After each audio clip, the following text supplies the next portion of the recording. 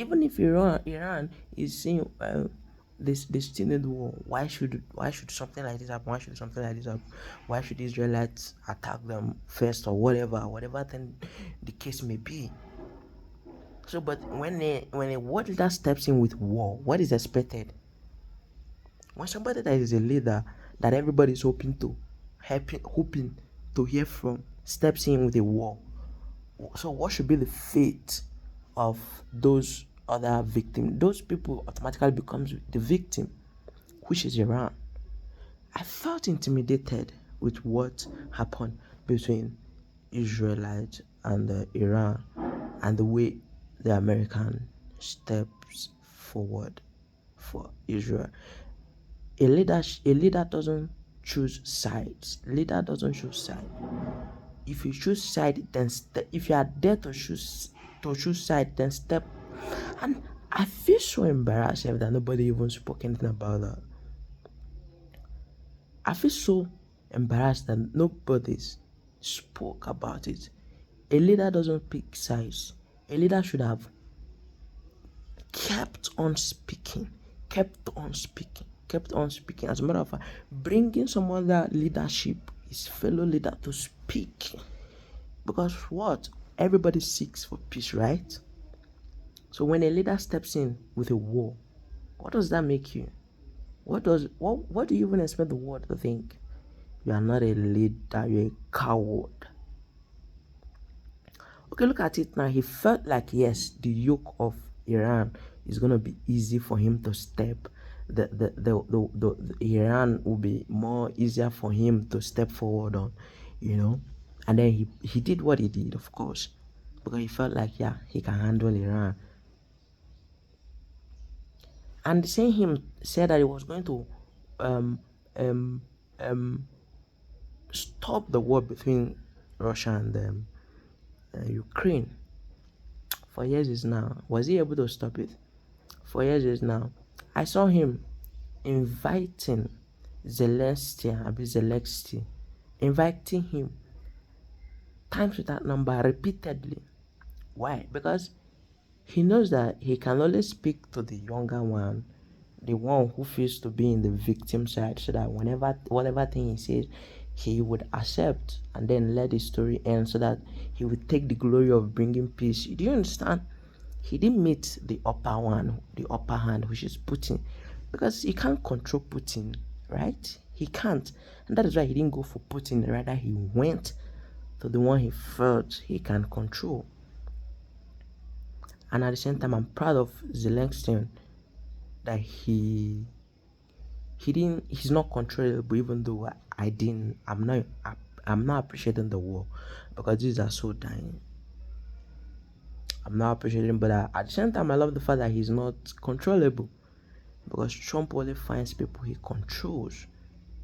He finds the people that feels in lower hand, the lesser ones, to be easy to control. And that is why he never invites Putin. He does invite the other one. And now, has he been able to settle the fight? No.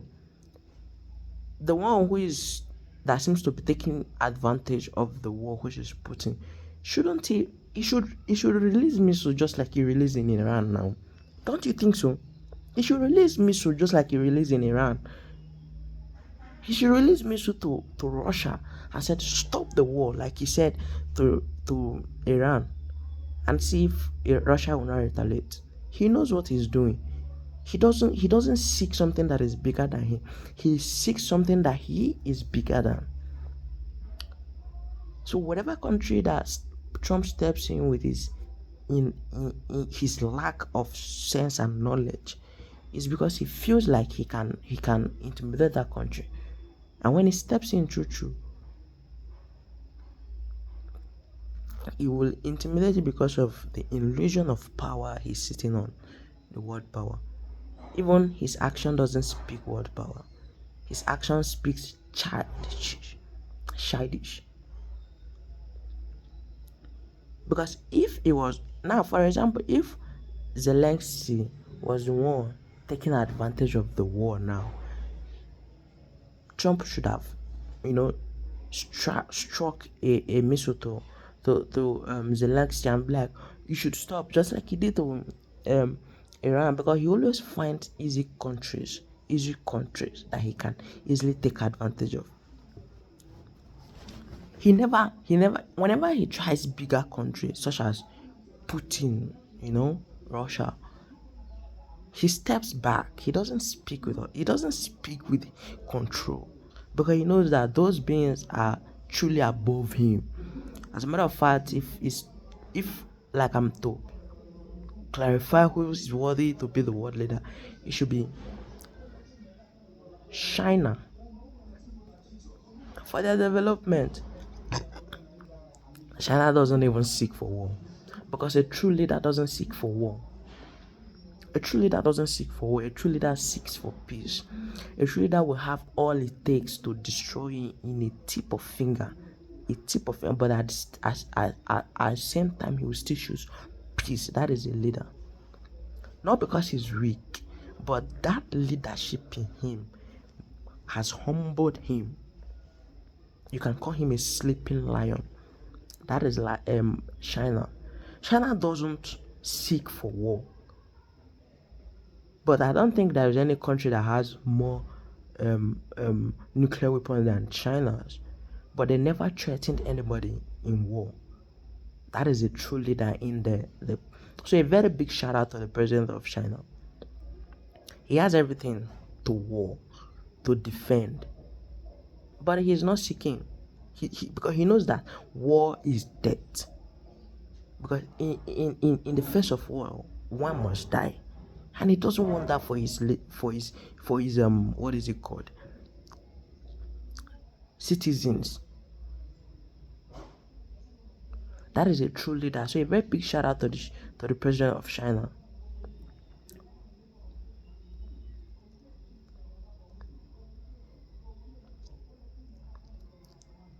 A very big shout out. You see what is happening in this world? Of course, truly. It hurts me a lot seeing that a lot of you are stealing people's money. A lot of you are stealing they are stealing the world's money. All of you, the world leaders, from A to Z, you are stealing the world's resources. Why? Who gave you the land? Tell me, just be very honest with me. Be very, very honest with me. Who gave you the land? Government. That is what you said. You are government. And then who founded the government? Government is an empty word. It has no roots. It has no origin. Government is an empty word. So how did you come in claiming of the land, or what is inside the land, or what the river provides? What right do you think you have that others do not have? This is reality. Everybody sorry to call it a reality anyways. This is not a reality. This is an illusion of highest realm of betrayal. China does not. China. You see, China is a very great country, honestly. I'm really, really impressed with China. Not only that, they are spiritually inclined. China speaks about spirituality. China are cultivators. China knows the road. They do. Making them align with the knowledge of source. Learning how to advance their country, making them to even build a bridge under the river. That is technology. That is advancement. And at the same time, they still have the nuclear weapons.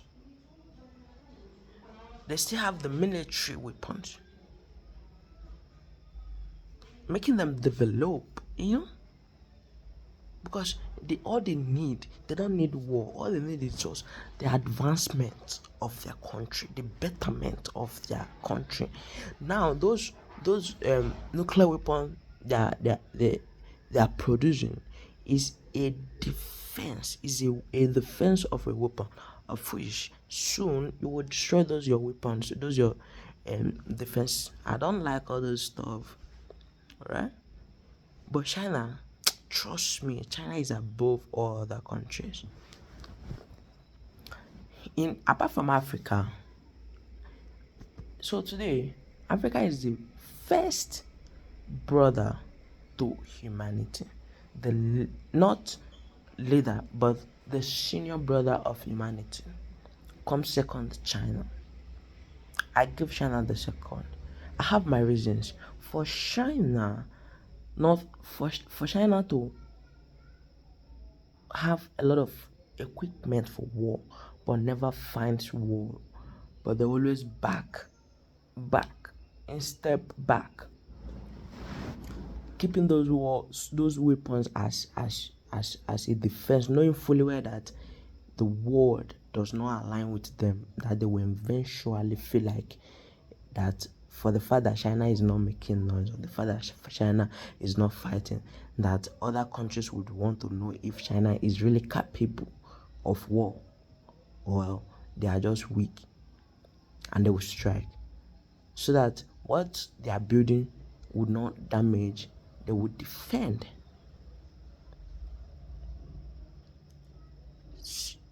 They have sense. China has sense. China has sense. They cultivate. They keep spirituality going. They meditate. They align.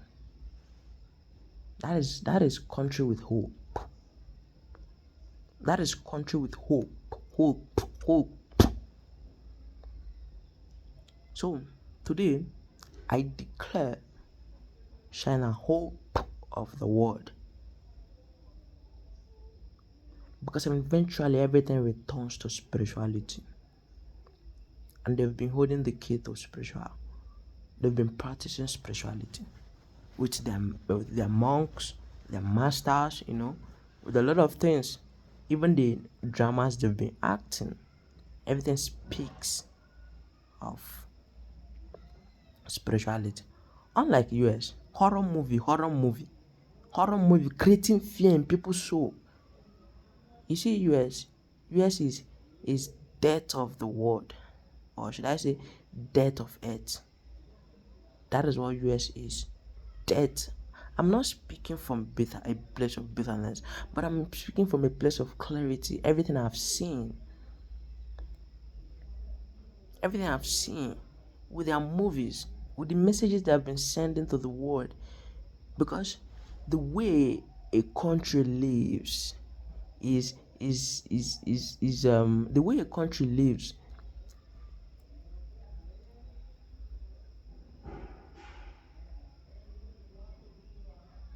the way a country lives and the drama they act speaks about that country.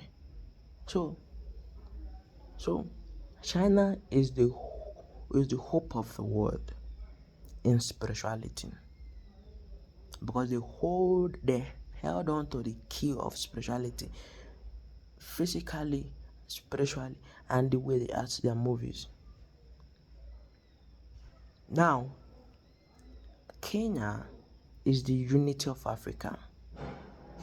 Kenya is the unity of Africa, even because I've seen a lot of men speaking of unity of Africa. So the root of unity of Africa stands in Kenya, lies in Kenya, because they are brave. They are brave souls who are not even scared to stand alone. I love Kenyans.